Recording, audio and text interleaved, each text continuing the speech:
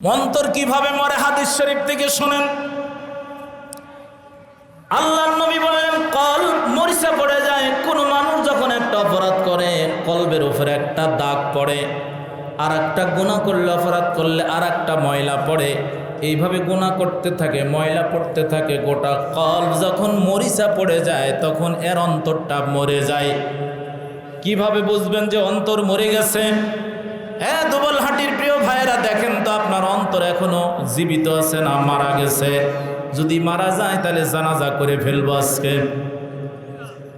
আল্লাহর নবী বললেন গুনাহ করতে করতে দাগ পড়তে পড়তে দেখবে গোটা কলব যখন ময়লা হয়ে যায় তখন কিভাবে বুঝবা? দেখবা ভালো কাজে যখন তোমার আনন্দ না লাগে, ইচ্ছা না জাগে, ভালো কাজ করার পর যদি তোমাকে ভালো না লাগে যে আজকে এই কাজটা আমি করলাম খুব ভালো লাগতেছে, ফজরের নামাজ জামাতে পড়ে ভালো লাগতেছে, ভালো কাজ করে যদি তোমার মন খুশি হয়, আনন্দ লাগে, তাহলে বুঝতে হবে যে না, কলব এখনো মরিনি, এখনো জিন্দা আছে। আর খারাপ কাজ করে যদি বিবেক তোমাকে বাধা না দেয়, দংশন না করে, গতবার 4 মণ চুরি করছে, এবার যদি 6 মণ মারে, তাহলে বোঝা যাবে যে ব্যারাম বাড়তেছে।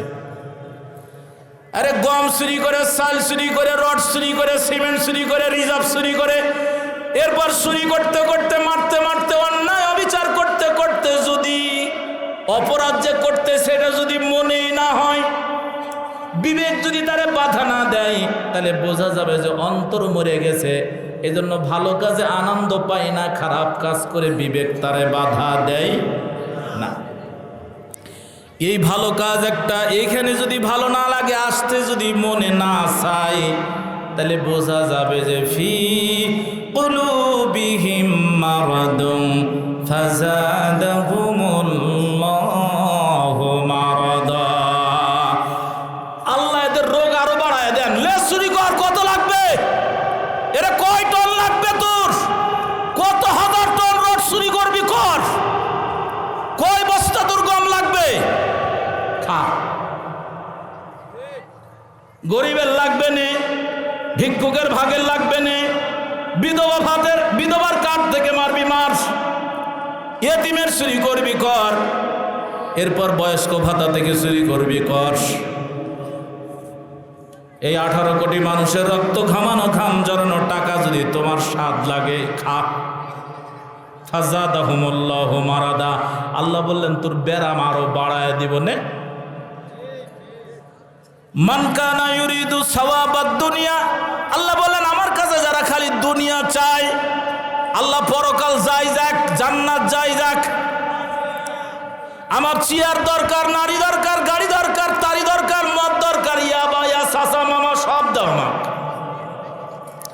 আল্লাহ বললেন নতিহিনী, কোন পীর সাহেবের কাছে দেইনি, কোন আলেম, কোন ইমাম, কোন বক্তা, কোন দক্তা, কোন নেতা খেতার কাছে দেইনি, ইভেন নবী রাসূলদের কাছে দেইনি। হেফাজতের সুইচটা আমি আল্লাহ নিজের কাছেই রেখেছি। বলুন সুবহানাল্লাহ। সেই কিতাব থেকে আপনাদের সাথে নিয়ে আলোচনা করতে বসেছি। আমার রব যদি সহযোগিতা করেন। দুনিয়ার মানুষ এই কিতাবের মূল্য এখন আপনারা বুঝেননি, যার কারণে অনেক পরিবার আছে বাপ জানে না, মা জানে না, ছেলে জানে না, মেয়ে জানে না, ছেলের বউ জানে না, মেয়ের জামাই জানে না, গোষ্ঠী শুদ্ধ কোরআন জানে না, গোটা গোষ্ঠী মিলে সূরা ফাতিহা শুদ্ধ করে পড়তে পারবে না। এমন ফ্যামিলি, এমন গোষ্ঠী আমাদের সমাজে আছে না? না, আরে কপাল পোড়া। 1 ঘন্টা বসে যে কোরআন শুনবে এই মানসিকতা নাই। আল্লাহ বললেন ও বক্তা, ডেকে লাভ হবে না। ফি কুলুবিহিম মারাদুন, এদের অন্তর মরে গেছে। এদের অন্তর কি হয়েছে? ইমিনহা। আল্লাহ বললেন তবে মনে রাখবি, সুম্মা জাআলনা লাহু জাহান্নাম, এরপরে কিন্তু দ্বিতীয় স্টেপে কিন্তু তোর জন্য জাহান্নাম লিখে দিব। জোরে বলেন নাউযুবিল্লাহ। ওমান ইউরিদ সাওয়াবাল আখিরাতি, আর আমার কাছে যারা বলে যে আল্লাহ আখিরাতে কঠিন বিপদ থেকে আমারে বাঁচাও, আল্লাহ বললেন দুনিয়াটারে ফাও দে আর আখিরাতে তারে আমি জান্নাত দেই। জোরে বলেন সুবহানাল্লাহ।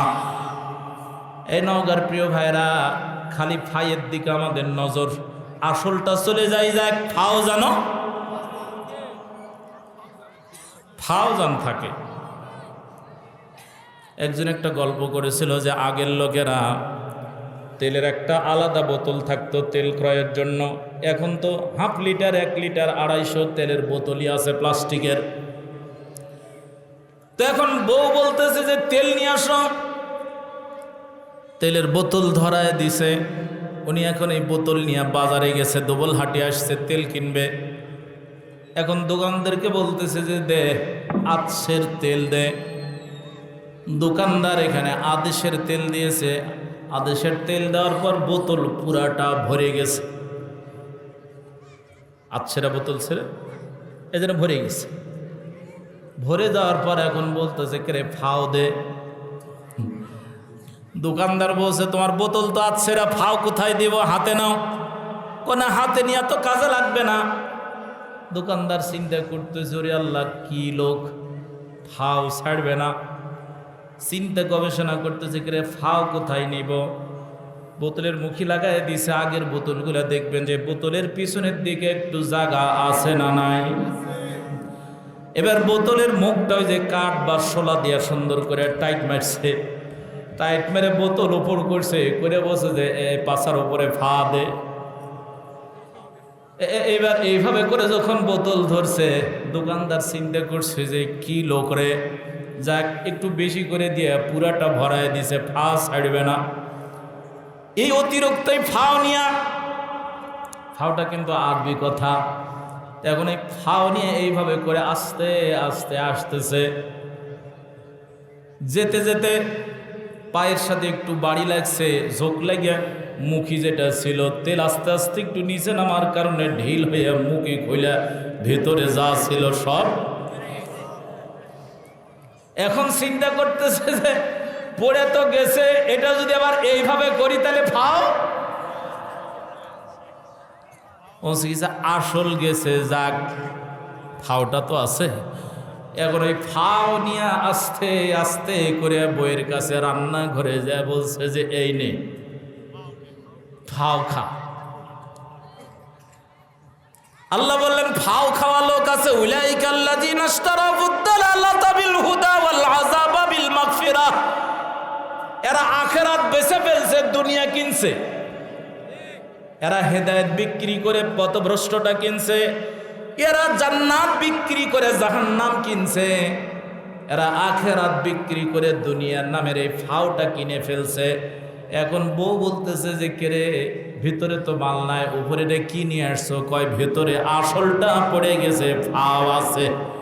কয় তুমি এত কৃপণের কি বোন, তুমি এমন একটা মানুষ, ফাও নিয়ে আসছো, ফাও নিতে গিয়া ফাওয়ের চিন্তা করতে গিয়া আসল ফালায় গেছো। দেখুন এই দুনিয়ার মানুষ কিয়ামতে ময়দানে যখন যাবে, ফেরেশতারা বলবে যে আল্লাহর বান্দা আমল কই নিয়ে আসছো? এখন বোতল উপর করে বলবে যে আল্লাহর বান্দা দুনিয়ায় আছে। কোথায় আছে? কয় সুইস ব্যাংকে জমা আছে। হাজার হাজার বিঘা জমি আছে, ব্যবসা আছে, ব্যাংকে অন্তত কয়েক কোটি টাকা আছে, মিলিয়ন বিলিয়ন আছে। আল্লাহর ফেরেশতা বলতেছে গোলাম ওগুলো সব আল্লাহ ধ্বংস করে ফেলছেন, আকাশ আর পৃথিবীর কিছু নাই। ওটা ওটা খেলনা, যেটা খেলনা অল্প কদিন খেলার পর ওটা ফালায় দিয়েছে। আল্লাহ বলেন ইদান সামাউন ফাতারাত ওয়া ইদাল কাওয়াকিবু তাসারাত। সবগুলা আকাশ জমিন ভেঙে চৌচির করে ফেলছেন। ইজা রুজ্জাতিল আরদু রাজ্জা, এই জমিন আর পাহাড় বাড়ি মেরে পাউডার বানায়া ফেলছেন। এই সবগুলাকে ধ্বংস করে ফেলছেন। আল্লাহ রাব্বুল আলামিনের ফেরেশতা বলবেন ফাও তো ফাওটার শেষ, আসল মাল যেহেতু নাই, এখন আর পার পাবার কোনো রাস্তা নাই। আমার প্রিয় উপস্থিতি, আসুন এই ফাও বাদ দিয়ে আসলটা চিন্তা করেন। আল্লাহ বলেন আমার কাছে যারা আখিরাত চায় দুনিয়ায় তাদেরকে ফাও হিসাবে যতটুকুন দরকার দেই। আর অনেক মানুষ আছে আমার কাছে দুনিয়া চায়, আমি দুনিয়া চাইলে আখিরাত দেই। ইমানদাররা দোয়া করলে কবুল হবেই হবে। সূরা বলেন সুবহানাল্লাহ। হয় সাথে সাথে হবে, নাইলে একটু দেরিতে হবে, নাইলে কিয়ামতে কবুল হবে। সুবহানাল্লাহ। ইমানদাররা যখন দুনিয়ায় চায় যে আল্লাহ বড় অভাবে আছি, সম্পদ দাও, গাড়ি দাও, বাড়ি দাও, আল্লাহ বললেন না, তোর গাড়ি দেব না, বাড়ি দেব না, দুনিয়া দেব না, তোর বেশি ভালোবাসি তোরে আখিরাতে দেব। সুবহানাল্লাহ।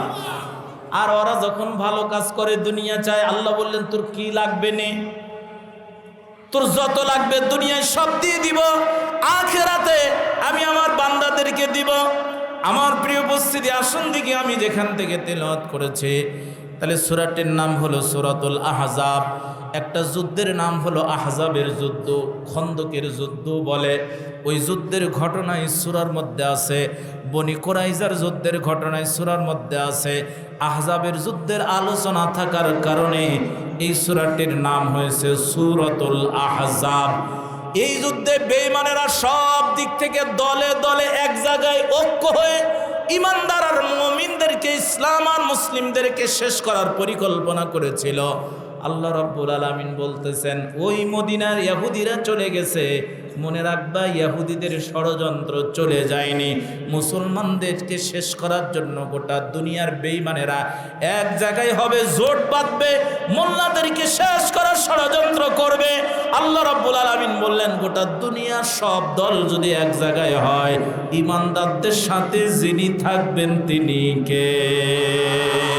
ওয়ালা তাহিনু ওয়ালা তাহজানু ওয়া আনতুমুল আ'লাউনা ইন কুনতুম মুমিনিন।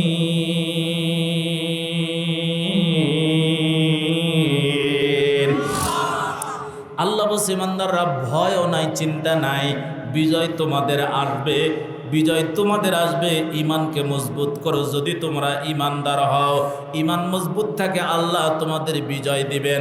তবে এই দুনিয়ার এই সাধারণ পরাজয়টা পরাজয় নয়, আসল খেলার দিন তোমাদের বিজয় হবে, ফাইনালের দিন তোমাদের বিজয় হবে, কাপ তোমরাই পাবা, বিজয় হিসাবে তোমাদেরকে ঘোষণা করা হবে। আর মাঠে খেলতে গিয়া যত ফাউল করেছে, অন্যায় করেছে, সবগুলো আল্লাহ উপস্থিত করে বলবে, গোল তো দিছিস, ফাউল করছিস কয়টা? দুনিয়ার রেফারিদের ডাক দিয়ে বলবেন যে, কে রে, কয় মোল্লাক আউট দিছিস, লাল কার্ড দিছিস, দেখতো দেখি ফাউল করছে কে আর আউট দিলি কারে? দুনিয়ার অন্যায় করে জেরাখোর, মদখোর, তারিখোর, এরপর চোর, ডাকাত, লুচ্চা, সবগুলা ঘরে, আর ভালো মানুষ ভেতরে। আল্লাহ বললেন, অপরাধ করে আর একজন শাস্তি পায়, আর একজন কিয়ামতের ময়দানে তোর সব অপরাধগুলি আমি সামনে দিয়ে বলবো, দেখতো দেখি আউট যে দিলি, রায় যে দিলি, অপরাধ কি ছিল? বন্ধুরা আমার, চলুন সূরাতুল আহজাব সবগুলো যখন জোট বেঁধে এক জায়গায় হয়েছে, মদিনার সদ্য মুসলমান সদ্য শেষ করে ফেলবে। আল্লাহর নবী মিটিংয়ে বসলেন, কি করা যায়? আল্লাহ, আমি সংক্ষেপে যাচ্ছি, হযরতে সালমান ফারসি রাদিয়াল্লাহু তাআলা আনহু পরামর্শ দিলেন, ইয়া রাসূলুল্লাহ, যেই দিক দিয়ে বেঈমানেরা আসবে ওই দিকটা আমরা গর্ত খনন করব, মাটিটা বিপরীত দিকে রাখবো, তাহলে একদিকে মাটি উঁচু হবে আর একদিকে গর্ত হবে। এই গর্ত পার হয়ে এপার আসতে পারবে না, যদিও পার হওয়ার জন্য গর্তে নামে তখনই কিন্তু তীর শুরু হবে। আর একদিক দিয়ে তো আসতে পারবে না, খেজুরের বাগান আর বাগান, আর যেই দিকে ফাঁকা থাকবে ওই দিকে আমরা দাঁড়ায় থাকবো। আল্লাহর নবী পরামর্শটা পছন্দ করে ভাগ ভাগ করে দিলেন যে মাটি খনন করো। আল্লাহর নবীর সাহাবীরা তখন মাটি খনন করতে লাগলেন।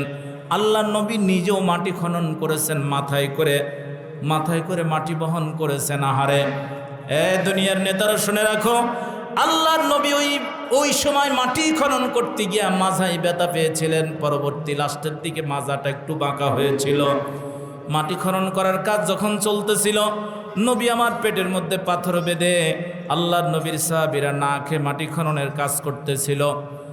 মাটি খনন করতে করতে এক দলের একটা জায়গা মাটি খনন করতে দিয়েছে। ওরা এসে আল্লাহর নবীর কাছে বললেন, ইয়া রাসূলুল্লাহ, আমরা যেখানে খনন করতেছি ওইখানে বিশাল বড় একটা পাথর। হজ করতে যারা গিয়েছেন দেখবেন মক্কা মদিনা সব জায়গায় যেন এক একটা পাহাড়, শুধু পাহাড় নয়, সবগুলা পাথর, মেশিন দিয়ে কাটা যায় না সেখানে। আল্লাহর নবীরা সাহাবীরা নিজের হাতে ওই পাথরের মতো মাটিগুলি খনন করছেন। সবচাইতে বেশি খরচ হয় এই অল্প দিন আগে ট্রেনের লাইন চালানো হয়েছে মক্কা থেকে মদিনা, সবচাইতে বেশি ব্যয়বহুল হলো ওই পাথরের মতো মাটি হওয়ার কারণে ট্রেনের লাইন করতে পারতো না। এতদিনে এসে মক্কা মদিনা ট্রেন চালু হয়েছে, কারণ অনেক খরচ। বিশাল বড় বড় পাহাড়, ওই পাহাড়গুলি কেটে কেমনে সমান করে ট্রেনের লাইন করবে? আর ট্রেন তো আর এইভাবে চলবে না। আল্লাহর গোলামরা ওই পাহাড়ের পাথরের মাটিগুলি আল্লাহর নবীর সাহাবীরা না খেয়ে খনন করেছেন। খনন করতে করতে বললেন, ইয়া রাসূলুল্লাহ, বিশাল বড় পাথর ভাঙতেও পারি না, উঠাতেও পারি না। আল্লাহর নবী বললেন, চল দেখি কোথায় পাথর। আল্লাহর নবী আসলেন, আসার পর বলছে যে কাটার যন্ত্রটা আমার হাতে দাও। নবীজি আমার কাটার যন্ত্র হাতে নিয়ে যখন কূপ মারতে গেলেন, আল্লাহর নবীর এক সাহাবী হযরতে জাবের রাদিয়াল্লাহু তাআলা আনহু খেয়াল করে দেখছেন নবীজির পোশাকের ফাঁক দিয়ে দেখা যায় নবীজির পেটে পাথরের মতো কি যেন বাঁধা আছে। নবী আমার ক্ষুধার্ত, এই ক্ষুধার্ত অবস্থায় পাথরগুলি খনন করছে। নবীজি যখন আঘাত করেছেন, লোহার যন্ত্র দিয়ে পাথরের উপরে আঘাত করার কারণে পাথর থেকে আগুন ছিটকে বের হলো। আল্লাহর নবী বললেন, আমার সাহাবীরা, এই যে পাথর থেকে আগুন বের হলো, এই আগুনের মধ্য দিয়ে রোম সাম্রাজ্য আল্লাহ আমাকে দেখালেন। সুবহানাল্লাহ। এরপরে আবারও আঘাত করলেন, বললেন, আমার সাহাবীরা, এবার পারস্যের গোটা সাম্রাজ্য আল্লাহ আমাকে আলো দিয়ে দেখালেন টসের মতো করে। এরপর আঘাত করলেন, বললেন, গোটা সিরিয়া আমাকে দেখানো হলো। ও সাহাবীরা, এই আলো দিয়ে কেন এগুলো দেখানো হলো, শহরগুলো তোমরা কি জানো? আল্লাহর নবীর সাহাবীরা বললেন, আল্লাহ এবং তার নবী ভালো জানেন। আল্লাহর নবী বললেন, আমার সাহাবীরা, এই যে কষ্ট করে মাটি খনন করতেছো, পাথর খনন করতেছো, চিন্তা করিস না। আমার আল্লাহ আমার এই পারস্য, রোম আর সিরিয়ার সাম্রাজ্যগুলি দেখায়া আমার আল্লাহ আমাকে জানালেন, অল্প দিনের মধ্যে গোটা সাম্রাজ্যগুলি আপনার পায়ের কাছে আমি দিয়ে দিব। জোরে বলেন সুবহানাল্লাহ। আল্লাহর নবীর সাহাবীরা বলছেন, ইয়া রাসূলুল্লাহ, তাহলে কি ঘটনা কি সবার কাছে বলে দিব? কহা বলে দাও। সুবহানাল্লাহ। নবীর সাহাবীরা জানতেন জীবনে কোনোদিন নবী মিথ্যা বলেননি, বেঈমানেরাও জানতো মিথ্যা বলেননি। যদি আমি নবীজির হাদিস বলি, আমরা ওই বেঈমানদের সাথে কাফেরদের চাইতে এত নিচু নামছি। নবীর হাদিস বললেও বিশ্বাস করে না। নবীর হাদিস বললেও বলে যে হুজুর এগুলো এখন বলেন না। আছে না? ওয়াজ করতে যাওয়ার আগে আসা হুজুরের কাছে ওয়াজ করে যে হুজুর একটু কথা বলি। আমি হলাম অনু খেতা, খেতার ঘরের খেতা। তো হুজুর এইখানে তো সবাই আছে, দেখেন হুজুর যেন বাঁশ টাস দিয়েন না, এইটা বলেন না, ওইটা বলেন না।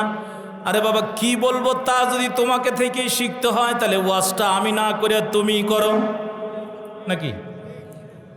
ডাক্তারের কাছে যদি রোগী সাথে নিয়ে গেছেন, সিরিয়াল দিয়ে বসে আছেন, ডাক্তারের এখন ডাকতেছে যে 28 নম্বর সিরিয়াল, ভিতরে আসো। রুগী সাথে করে নিয়ে যে চেয়ার আছে বসছেন। এখন ডাক্তার সাহেব বলছে, ঠিক আছে বসেন, নাম কি? রুগী বলার আগে সাইড থেকে বসে, স্যার আকাশ হোসেন।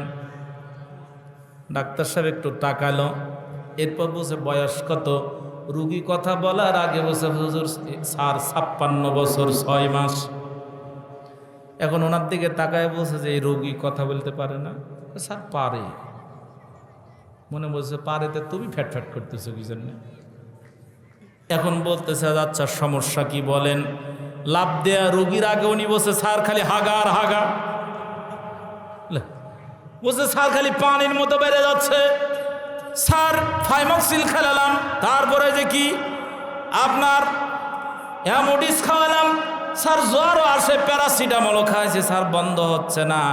অ্যান্টিবায়োটিক ছাড়া বুঝি কাজ হবে না স্যার? সাধারণ অ্যান্টিবায়োটিক দিলে হবে না, হায়ার অ্যান্টিবায়োটিক মারেন। বলছে যেটা কে হয়?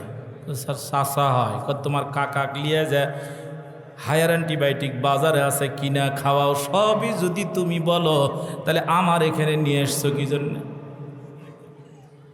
বলবে না? তো সব ওষুধের নামই যদি তুমি জানো, আমারই যদি পরামর্শ দাও, তাহলে এই যে নাও বাজারে যে কিনা খাও, আমার কি যেন আসতো, বের হও। এর ফি নিছিস নাকি ফেরত দে। এই ভদ্রলোক সব জানে। তো আমাদের সমাজ আলহামদুলিল্লাহ, নওগাঁ ভালো, দুবলহাটি ভালো, অনেক জায়গায় গেলে এরকম প্রেসক্রিপশন শুরু করে যে হুজুর এই করেন, ওই করেন, ওই বলেন। আরে কোনটা কোন রোগ আর কোন রোগের কোনটা অ্যান্টিবায়োটিক, ওইটা আমাদের চাইতে ডাক্তার বেশি বোঝে না। আল্লাহ রাব্বুল আলামিন বলেন, গোলাম কোন সময় কোন মেডিসিন, কোন ঔষধ দেওয়া লাগবে, এই জন্য কোরআন আমি একদিনই নাজিল করি নাই। এ কোরআনটা 23 বছর ধরে নাজিল করেছি। যখন যে সমস্যা, ওইটার ঔষধ দেওয়ার সমাধান দেওয়া কোরআন নাজিল করেছি। আল্লাহ বললেন, ওয়ানাজ্জালনা আলাইকাল কিতাবা তিবয়ানাল লিকুল্লি শাইইন ওয়া হুদান ওয়া রাহমাতান ওয়া বুশরা লিল মুসলিমিন।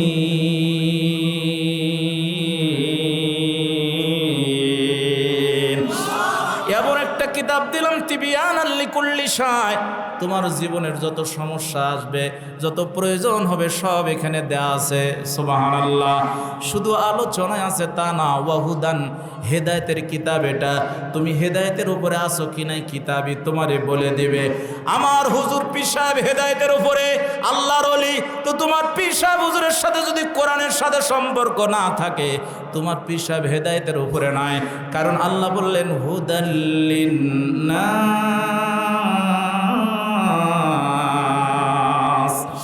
হেদায়েত মানব জাতির জন্য। এটা কোরআন পড়ে না, কোরআন বোঝে না, আবার কোরআন দিয়ে সমাজের কথা বললে তো চুলকাতে শুরু করে। তোমার কোরআনই তোমার কাছে নাই, তোমার বাড়িতে নাই, তোমার জমিতে কোরআন নাই, তোমার ব্যবসায় কোরআনের আইন নাই, তোমার রাজনীতিতে কোরআন আইন নাই, তোমার বিচার চলে ব্রিটিশের আইন দিয়ে, কোরআনের আইন মসজিদে রাখা। তোমার আবার কিসের হেদায়েত, তোমার আবার কিসের জান্নাত? রাগ করলেন আপনারা? আসেন, কথা আসতেছে সামনে, দেখেন। আল্লাহ বললেন, গোলাম নামাজের জন্যই যদি প্রয়োজন হতো 114 সূরা লাগতো না। নামাজ পড়তে 2, 5, 10টা সূরা হলেই হতো। একটা নয়, দুইটা নয়, 114টা সূরা দিলাম। এই দুবলহাটির ভাইরা, সূরাগুলার নামের অর্থ কালকা পড়েন। 114 সূরার নাম আর তার অর্থ পড়বেন, তাইলে বুঝবেন হুজুররা কি আসলেই সব যের মধ্যে আছে, এটা আপনি অন্তত বুঝবেন। যেমন আজকে যে সূরাটা পড়লাম, আমরা জানতাম না যে দলের নামে সূরা আছে। সুবহানাল্লাহ। এই শুধু দলের নামের নয়, রাষ্ট্রের নামে সূরা আছে। সূরাতুল মুলক, রাষ্ট্রের নামে, রাজ্যের নামে একটা সূরা আছে। তাবারাকাল্লাযী বিয়াদিহিল মুলকু ওয়া হুয়া আলা কুল্লি শাইইন কাদির।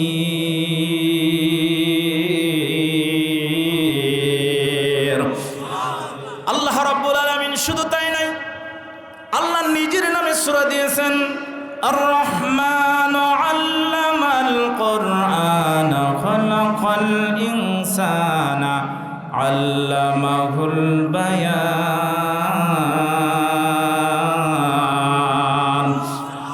আল্লাহ রাব্বুল আলামিন বলছেন, গোলাম কোরআন পড়ে দেখ, শুধু রবের নামে নয়, আল্লাহর নামে নয়, নবীদের নামে সূরা আছে। সূরা মুহাম্মদ, সূরা ইউনুস, সূরা ইউসুফ, সূরা ইব্রাহিম, সূরা হুদ, এইভাবে করে নবীদের নামে আল্লাহ সূরা দিয়েছেন। গোটা মানব জাতির নামে সূরা দিয়েছেন সূরাতুন নাস। সুবহানাল্লাহ। এই রাত্রিবেলা কোরআন শুনছেন, এই রাত্রের নামে একটা সূরা দিয়েছেন সূরাতুল লাইল। চন্দ্রের নামে একটা সূরা দিয়েছেন সূরাতুল কমার। সূর্যের নামে একটা সূরা দিয়েছেন সূরাতুশ শামস। সুবহানাল্লাহ। এই পর্দার আড়ালের মায়েরা, আপনাদের নামে আল্লাহ একটা সূরা দিয়েছেন সূরাতুন নিসা। পুষ্পার জানোয়ার, গরুর নামে, গাভীর নামে একটা সূরা দিয়েছেন সূরাতুল বাকারা। সুবহানাল্লাহ। আল্লাহ বললেন, গোলাম সূরা বাকারা পড়ে দেখ, 4-5 জন্তু জানোয়ারের ইতিহাস পড়ে দেখ, তোর চাইতে ওরা অনেক ভালো। রাত 2টার সময় বাড়িতে গিয়া যদি আপনার 4-5 জানোয়ার ওই কুকুরটাকে কালু বলে ডাক দেন, ও ব্যস্ত হয়ে যাবে আপনার পায়ের কাছে আসার জন্য। আপনার পায়ের কাছে মাথাটা নত করে লেজটা এরকম করবে, আর তার ভাষা দিয়ে যেন বলতেছে কি এক্সকিউজ মি স্যার, বলেন আদেশ করেন, কি বলতে চান, কেন ডেকেছেন? আল্লাহ বললেন গোলাম, অথচ তুই সারাটা দিন ধরে একটা হাড্ডিও তার দেশনি। মালিক যখন খেতে বসে, কুকুর সামনের পা দুটা প্রসারিত করে বসে বারবার মালিকের দিকে তাকায় আর জিহ্বাটা দিয়ে নাড়ায়। আহারে মালিক, কত সুন্দর করে কত স্বাদের খাবার খাচ্ছ। আল্লাহ বললেন গোলাম, তোর তো হোশ নাই, জ্ঞান নাই, যে জিহ্বা দিয়ে হাজারো রকমের স্বাদ নিচ্ছ, ওই জিহ্বা নামের মেশিন কোথা থেকে নিয়ে আসছেন? আমেরিকায় পাওয়া যায় না? এই জিহ্বা কে দিছেন? এ যুবকেরা, যেই পা দুটা দিয়ে আল্লাহর কোরআন রেখে রাস্তায় রাস্তায় বাজারে বাজারে ঘুরতেছ, ওই পা দুটা কে দিয়েছেন? আর চলাফেরার শক্তি কে দিয়েছেন? তো আল্লাহর দেওয়া পা দিয়া আল্লাহর কোরআন রেখে রাস্তায় ঘুরতেছেন। এ যুবক, যে কানের মধ্যে জুতার ফিতা লাগাইয়া সাক্কুম সুক্কুম নজর আলী কমকম মাথা ঝুঁকাচ্ছ, ওই বাজনা শুনতেছ, ওই কান দুটা যিনি দিয়েছেন, কান দিয়া শোনার শক্তি, শ্রবণ শক্তি যিনি দিয়েছেন, তিনি কে? আলাম নাজআল লাহু আইনাইনি ওয়া লিসানান ওয়া শাফাতাইনি ওয়া হাদাইনাহুন নাজদাইন। আল্লাহ বললেন গোলাম, ওই টানা টানা চোখ দুটাকে আমি দেইনি? এত সুন্দর দুটা চোখ দিলাম, জীবনে কত কিছু দেখলি, কত খারাপ অশ্লীল দৃশ্য দেখলি, গোলাম কই আমার কোরআন খুলে তো একবার দেখলি না? গোলাম, লিসানান জিহ্বাটা আমি দিলাম, হাজার রকমের স্বাদ গ্রহণ করো। ঠোঁট দুটা ওয়াশাফাতাইন, ঠোঁট দুটা আমি লাগায় দিলাম। জিহ্বাটা আর ঠোঁট নাড়ায়া নাড়ায়া কত কথা বলতেছ। কথা বলতে গিয়ে তোর বাপের প্রশংসা, মায়ের প্রশংসা, দলের প্রশংসা, কত নেতার খেতারে তেল মারলি, পীর সাহেবের প্রশংসা করতে করতে জীবন গেল। কই একবারও তো আলহামদুলিল্লাহ বললি না, একবারও তো আমার প্রশংসা করলি না। খেতে বসে জিভা চটকায় আর কয় সেই স্বাদ। কি স্বাদ? হ্যাঁ, চুরি করে খাচ্ছে, করছে সেই স্বাদ। ঘোষ খায় আর বলে সেই স্বাদ।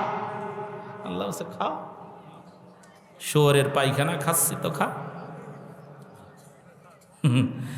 করোনার সাল মেরে খাচ্ছে, কাছে সেই স্বাদ। আল্লাহ বলছে খা, জন্মের খাওয়া খা। রাগ করলেন আপনারা? আল্লাহ বললেন আলাম নাজআল লাহু আইনাইনি ওয়া লিসানান ওয়া শাফাতাইনি ওয়া হাদাইনাহুন নাজদাইন।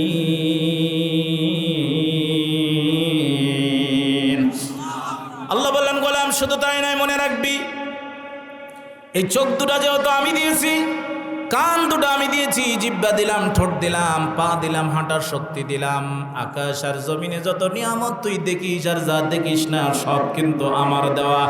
মনে রাখবি ইন্নাস সামআ ওয়াল বাসারা ওয়াল ফুআদা কুল্লু উলাইকা কানা আনহু মাসউলা। আল্লাহু আকবার। এই সবগুলোর হিসাব দিতে হবে, সারা জীবন কি দেখেছিস। কারণ এই চোখ দুটো আমার। এই লাইট জ্বলছে, বিল তো দেওয়া লাগবে না। আল্লাহ বললেন গোলাম, পৌরসভায় বসবাস করিস, পৌরসভা তোরে বিদ্যুৎ দিল, সরকার তোরে লাইন দিল, পানি দিল, অমুক দিল, তমুক দিল। আল্লাহ বললেন ওটা নিজের টাকায় দেয় না, তোর টাকায়, জনগণের টাকায় জনগণকে দেয়, বরং জনগণের টাকা দিয়ে গোটা পৌরসভা চলে।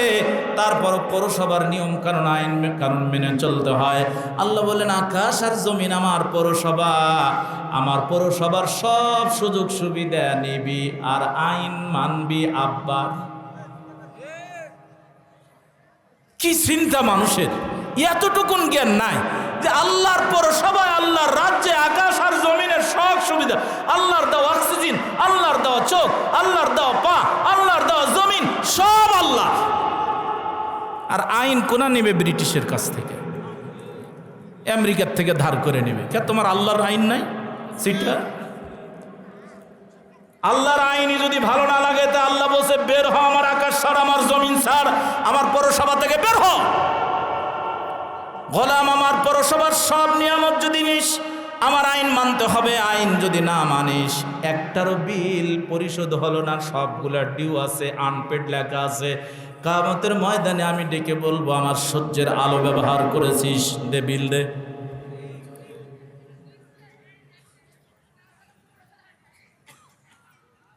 রাগ করলেন আপনারা? হায় রে মানুষ, এত অকৃতজ্ঞ। গাভীর নামের সূরার কথা বললাম। ওই কুকুরটা সারাদিন খেতে আর দেন আর না দেন, এই দুবল হাটিতে রাত্রে ডিউটি করে নাইট গার্ড। 1 মাস যদি বেতন না দেন, পরের মাসে ডিউটি আরো ভালো করে দিবে। কি করবে? আসবে না। আল্লাহ বলেন গোলাম, তুই সারাদিন খেতে দিসনি, সপ্তাহ জুড়ে তুই খেতে দিসনি। ওই কুকুরটা তোর দিকে চায় থাকে আর বলে, মালিক হাড্ডি দাও আর না দাও, আমি জানি যে এই বাড়ির মালিক তুমি, কিন্তু রিজিকের মালিক তুমি নও। রিজিকের মালিক হলো আল্লাহ। তুমি হাড্ডি দাও আর না দাও, তুমি খেতে দাও আর না দাও, মালিক আমারে বলছে সৃষ্টির সেরা মানুষ, এর উপকারের জন্যই তোরে সৃষ্টি করেছে, কাজে তোমার উপকার করব, তোমার উপকার করব, কারণ এটাই হলো আল্লাহর আইন। গাভীটারে রাতের সন্ধ্যার বেলা বেঁধে রাখছেন এক জায়গায়, বাচ্চাটা বাচ্চেন আর এক জায়গায়। কেন? আপনি আপনার সন্তানটারে আলাদা রাখবেন, তার মাকে আলাদা ঘরে রাখবেন, পারবেন? তো প্রতি রাত যে গাভী আর বাচ্চাটা আলাদা বাঁধেন, আল্লাহ বলেন গোলাম ওর কাছ থেকে শিখতে পারিস না। সারাটা রাত গাভী আর বাচ্চা ঘুমাতে পারে না। ছোট্ট বাচ্চাটা হাম্বা করে ডাক দিয়ে বলে যে মা, আমার কলিজা ফেটে যাচ্ছে, আমি বুঝি এখনই মারা যাব। এই বাড়ির মালিক এত নিষ্ঠুর কেন? 10 দিন আগে দুনিয়াতে আসলাম, অথচ আমার বাইরে রেখে মারবে। কয় বাড়ির মালিক নিষ্ঠুর না? এই বাড়ির মালিক তোরে মারারও মালিক নাই, জীবন দেওয়ারও মালিক নয়, হায়াত আর মৌতের মালিক একজন আছে না নাই? এই বাড়ির মালিক এত নিষ্ঠুর কা? ওই বাড়ির মালিক হলো সৃষ্টির সেরা। যেমনি পারে তোর মতো একটা কেন, হাজারো গরু যদি জবাই করা লাগে মারা যায়, তারপর ওই মানুষের রিজিক যাতে হয়। সুবহানাল্লাহ। ওয়া খালাকনা লাকুম মা ফিল আরদি জামিআ। গোলাম, তুই আমার আইন কেন মানবি না? তোর জন্য সব এগুলো আমি দিয়েছি, আকাশ আর জমিনের সবগুলো তোর খেদমতের জন্য, তোর উপকারের জন্য আমি দিলাম। আর তুই আমি ছেড়ে কার কাছে দৌড়াস? আমি ছাড়া তুই কার প্রশংসা করিস, কার কাছে চাস? নামাজের মধ্যে বললেন ইয়াকা না'বুদু ওয়া ইয়াকা নাস্তাঈন।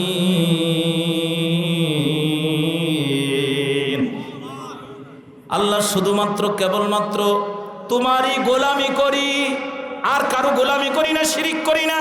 তোমার কাছে সাহায্য চাই, আর কাছে সাহায্য চাই না। এই কথা বলে নামাজ পড়ে পীর সাহেবের দরবারে গিয়া বসে, মাজারে গিয়া বসে যে বাহ আব্বা, আমার বেটিকে একটা সল দাও। আল্লাহ বলছে সিটার, তুই না একটু আগে বললে আমার কাছে ছাড়া কারো কাছে সাহায্য চাস না।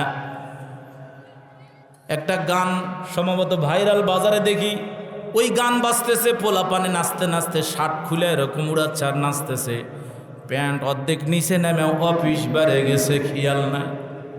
ও হুজুর, ঝোঁক উঠে গেছে, তাল উঠে গেছে। শিরকির গানে তোমার তাল ওঠে, কিন্তু কোরআন তেলাওয়াত হলে নামাজে তোমার তাল নাই।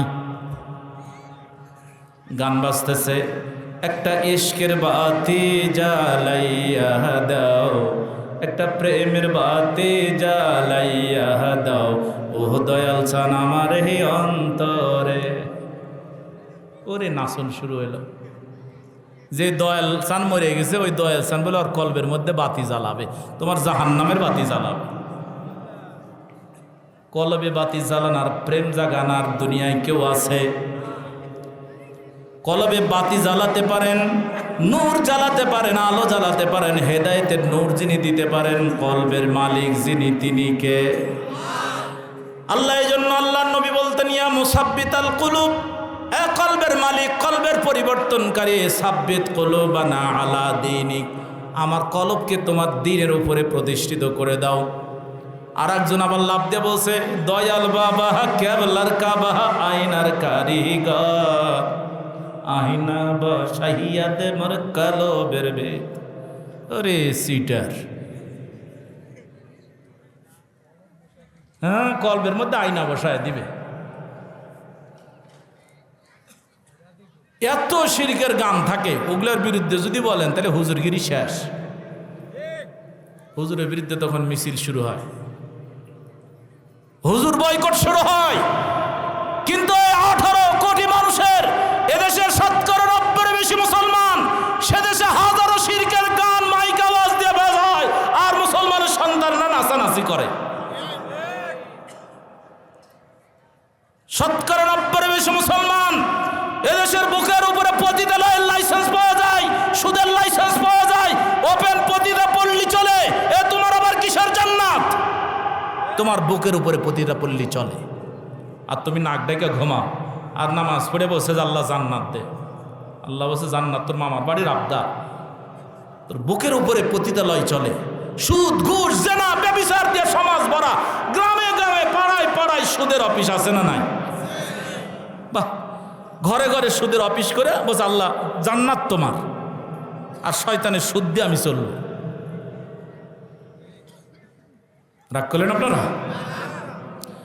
আমার প্রিয় উপস্থিতি, ওই গাভীটা সারা রাত আর বাচ্চাটা কান্নাকাটি করে, হাজারি করে, মালিকের একটু দয়া হয় না, চিন্তাও করে না। ছোট্ট বাচ্চাটারে আলাদা বেঁধে রাখলাম, মালিক ঘুমাতে ঘুমাতে রাত 1-2 বাজে, তখন নাক ডেকে ঘুমায়, পাঙ্গাস খান। অত নামাজেরও চিন্তা নাই, খালি বড় বড় পাঙ্গাস খাবে, কাতল মাছের কাল্লা খাবে, খালি খায় খায়।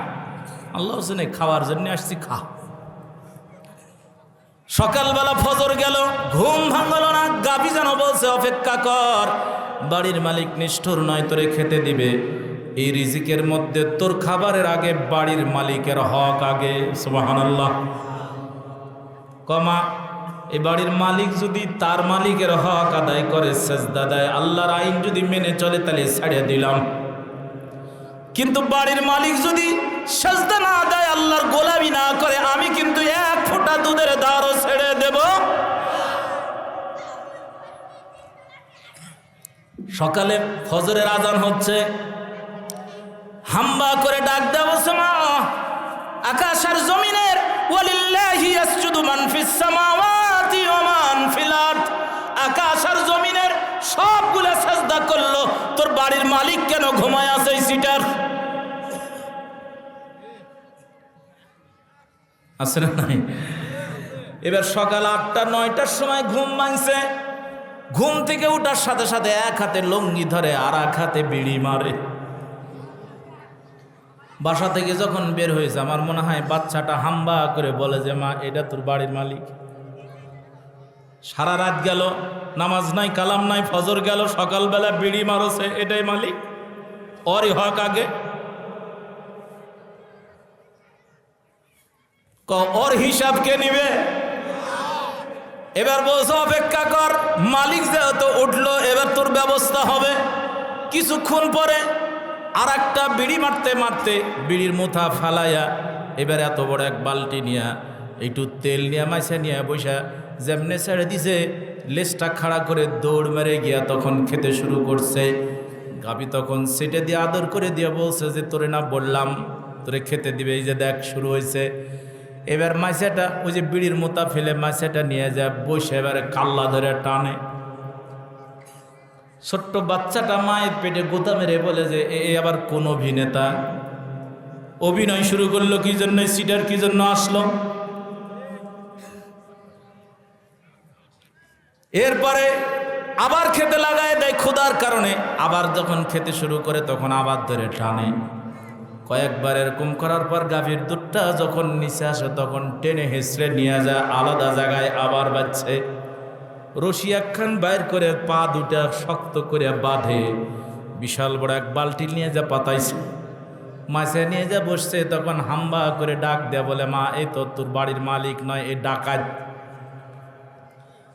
চুপচাপ করে নেয়, ওটা আমরা চোর বলি, তাই না? অস্ত্র ঠেকায় নাই। বাজারের সাক্ষাতে বাস, সব বাস ভরা মানুষ, ওইখানে গিয়ে বলে যার কাছে যা আছে বাইর কর, হাত পা বাজে, তারপর সব কেড়ে নেয়। এর নাম হলো ডাকাত। তো বলছে, মা তো ডাকাত, ওই যে রশি দিয়ে তোরে বাজছে, আমার এইখানে বাজছে। এই ডাকাতি যদি মালিক হয়, ডাকাতের হক যদি আগে হয়, এরপরে তখন দুধ দোতে শুরু করে, একবার দুইবার তিনবার দিয়ে সবগুলি দুধ দহন করে ফেলে। এবার বাচ্চাটা তখন খেতে গিয়ে বলে, মা সব শেষ করে ফেলাইছে। এ ডাকাত বলে, অপেক্ষা কর, এই বাড়ির মালিক কিন্তু তোর রিজিক দাতা নয়, রিজিক কিন্তু আকাশের মালিক, জমিনের মালিক, তিনি দিবেন। কেমনে দিবেন? তোমারে পেটে থাক আর না থাক, এমন একটা চাকনি আল্লাহ বলেন, গোলাম গোবর আর খড়ের মধ্য থেকে দুধ পাইপলাইন দিয়া, চাকনি দিয়া যিনি বের করে দেন, তিনি কে? এত নির্ভেজাল দুধ পাইলেন।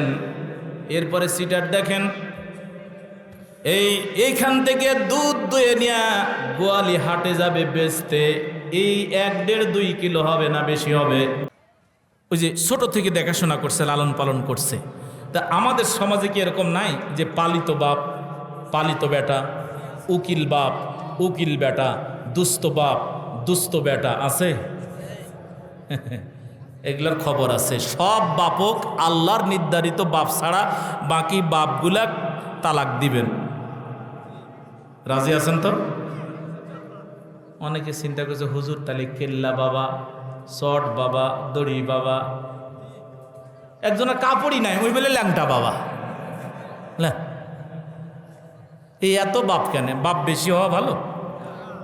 অনেকে আবার মাসালা দিয়ে বলে, হুজুর রিক্সা লাগছে, বাবাজি বলে ডাক দেন, মুরব্বী দেখলে বাবাজি বলেন।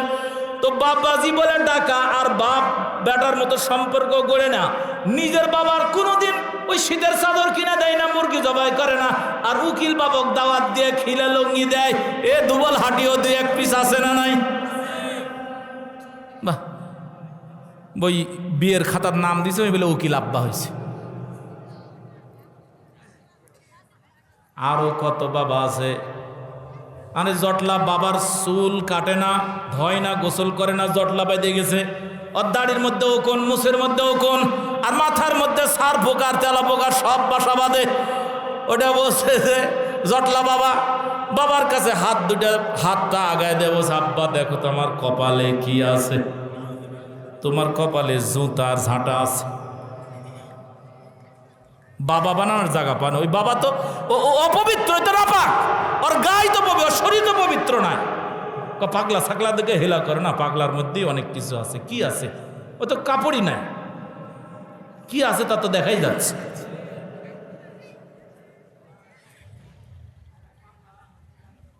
কিছু মানুষ আছে পৃথিবীতে, ওরা খালি আম্মা, যেটা দেখে সেটা আম্মা, এটা আম্মা, এটা আম্মা, গাছ আম্মা, সূর্য আম্মা, চন্দ্র আম্মা, গরু আম্মা, সবই বলে আর আম্মা।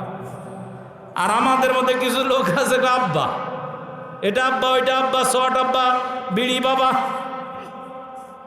বিড়ি খালি 2টা 3টা 4টে একসাথে খায়, ওটা বলে বিড়ি বাবা। রাখলেন আপনারা? আমি দলিল দিচ্ছি, দেখেন। লোকেরা এখন জায়েদ বিন মোহাম্মদ বলে ডাকে, যে মোহাম্মদের বেটা জায়েদ, কারণ আল্লাহর নবী ছোট থেকে লালন পালন করছেন। জাহিলিয়াতের নিয়ম ছিল পালিত পুত্রকেও পুত্রের মতো মনে করা হতো, এবং ওই বাবার সম্পত্তিও তারে দেওয়া হতো। লোকেরা যখন জায়েদ বিন মোহাম্মদ বলে ডাকলো, আল্লাহ রাব্বুল আলামিন এই সূরার একটা আয়াত নাজিল করে ডাক দিয়ে বললেন, এ দুনিয়ার মানুষ শোনো, এ মক্কা মদিনার গোটা পৃথিবীর মানুষ শোনো, উদউহুম লিআবাইহিম হুয়া আকসাতু ইনদাল্লাহ। আল্লাহু আকবার। উদউহুম লিআবাইহিম, এদেরকে ডাকবে এদের আব্বার নাম ধরে। পরিচয় দিবেন কার নাম দিয়ে? কথা বলেন, কার নাম দিয়ে? বাবার। কার নাম? বাবার। পশ্চিমারা পরিচয় দেয় মায়ের নামে। একটা জিনিস খেয়াল করবেন, আমাদের দেশের মানুষ আগে পরিচয় দিত, বায়োডাটা দিত, চিঠি লিখত, নামের পর বাপের নাম দিয়ে ঠিকানা দিয়ে ছাড়িয়ে দিত। না ভুল বললাম? মায়ের নাম ছিল আগে? ছিল না। এরপরে পশ্চিমারা আমাদেরকে বলল মায়ের অধিকার তো ইসলামেও আছে, তাহলে মায়ের নামটা নফল হিসাবে দিলে সমস্যা কি? আলগা দরদ দেখায় তখন আমাদের দেশে কিছু বুদ্ধিজীবী আছে, বলছে না কথা তো তাই, তাহলে বাপের নাম দেওয়াই লাগবে ফরজ, নফল হিসাবে তখন আম্মার নাম দিছে। এরপর আস্তে আস্তে দিতে দিতে এখন বাইডটাই ঠিকানায় যদি কেউ মায়ের নাম না দেয় ওর চাকরি আছে না গেছে। এখন দুটাই ফরজ। আমার মনে হয় আল্লাহ না করুক পশ্চিমাদের মধ্যে হয়তো এখন পশ্চিমাদের মতো কদিন পর আইন হয়তো করবে যে বাপের নাম দরকার নাই, মায়ের নাম হলে হবে, আগে দে। আর একটা কথা বলি, শুনতে একটু খারাপ লাগবে কিন্তু এটাই বাস্তবতা। আল্লাহ কেন মানুষদেরকে বাবার নামে পরিচয় দিতে বললেন? কারণ আল্লাহর নিয়ম হলো মানুষ বাপের নামে পরিচয় দিবে আর জানোয়াররা মায়ের নামে পরিচিত হবে। কারা? বুঝায় দিই, আপনার বাড়িতে যদি 3টা গাভী থাকে, আবার হয়তো একটা গরুর ষাঁড়ও আছে, একটা বাচ্চা আসলো আপনার বাড়িতে, বিয়ে আসছে, বিয়ে এসে কি জিজ্ঞেস করে যে বিয়াই এই বাচ্চাটা কোন ষাঁড়ের? এই ছাগলের বাচ্চা, এই কোন বকরির বাচ্চা বলে না কি? এটা বলে যে এটা কোন পাঁঠার বাচ্চা বলে। তাহলে জানোয়ার পরিচয় দিবে, মায়ের নামে মানুষ পরিচিত হবে কার নামে? এই জন্য দেখবেন ছোট্ট গাভীর বাচ্চা যদি থাকে তাহলে বলবে যে 3টা তো গাভী আছে বিয়াই, এটা কোন গাভীর বাচ্চা?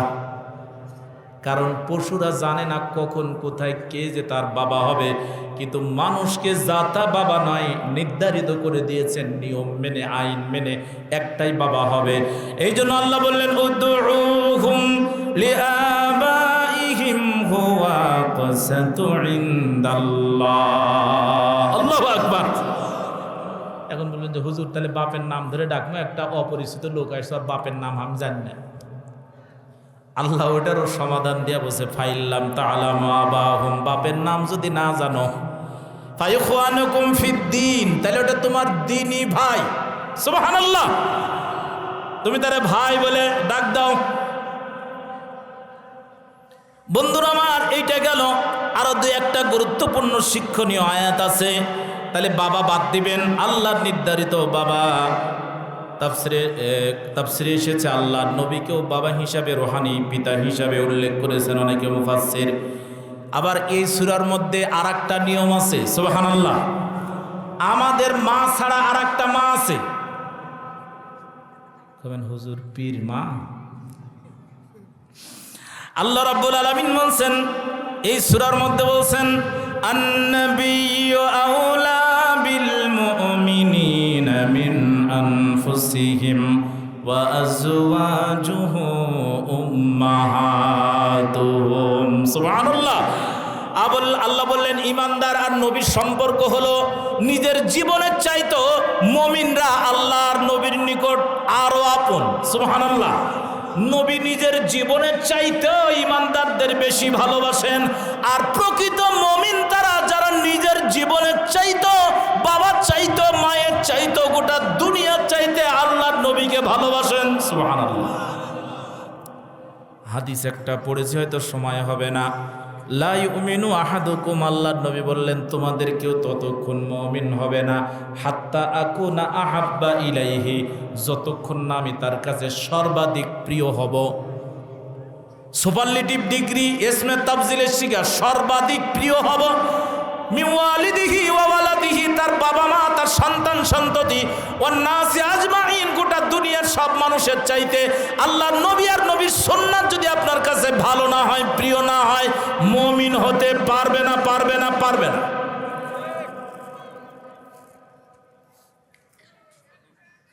তাহলে এই আয়াতটা গেল। আল্লাহর নবীর স্ত্রীরা মুমিনদের মা, এই জন্য বলা হয় উম্মাহাতুল মুমিনিন। সুবহানাল্লাহ। আর একটা তো জন্মদাতা মা আছে, আর একটা মা আছে। ওই জেদ্দায় যখন যাবেন তখন দেখবেন, আমি দেখেছি ওখানে একটা কবরস্থান আছে, ওখানে লেখা আছে মাকবেরা উম্মেনা হাওয়া আলাইহিস সালাম, হাওয়া আলাইহাস সালাম। আমাদের মাতা হাওয়া আলাইহিস সালামের নামে ওই কবরস্থানের নাম। তাহলে দুনিয়ার সব মানুষের মা, আদি মাতা আদম আলাইহিস সালামের স্ত্রী আমাদের মাতা হাওয়া আলাইহিস সালাম। গোটা দুনিয়ার সব মানুষের আব্বা হলেন আদম আলাইহিস সালাম। আরে পীর বাবাকে যত আব্বা বলি, আদম আলাইহিস সালামের নাম বলতে লেগে কে বলেন আব্বাজান বলেন? বলে না আদম আলাইহিস সালাম। আমিও বলি না, বোঝার জন্য বলতেছি। তাহলে আমি যদি আদম আলাইহিস সালামকে আব্বা বলা যাবে, তো সেটি আব্বা বলি না। আমাদের পিতা আল্লাহর নবী আদম আলাইহিস সালাম, ঠিক আছে না বলা? তো ওটা তো পিতা বলি না, খালি আদম আলাইহিস সালাম বললাম।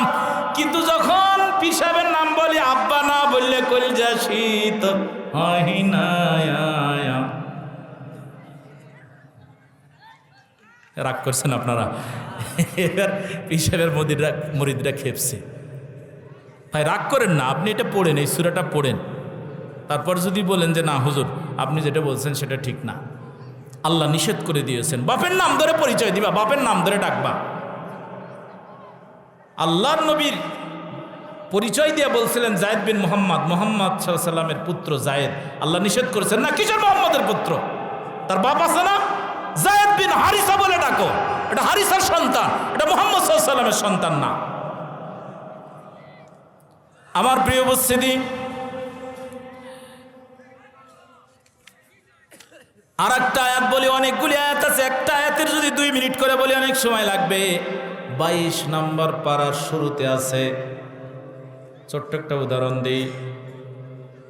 আল্লাহর গোলামি যে করি, আল্লাহর ইবাদত করি আমরা, নামাজ রোজা হজ যাকাত এগুলাকে শুধু ইবাদত মনে করি।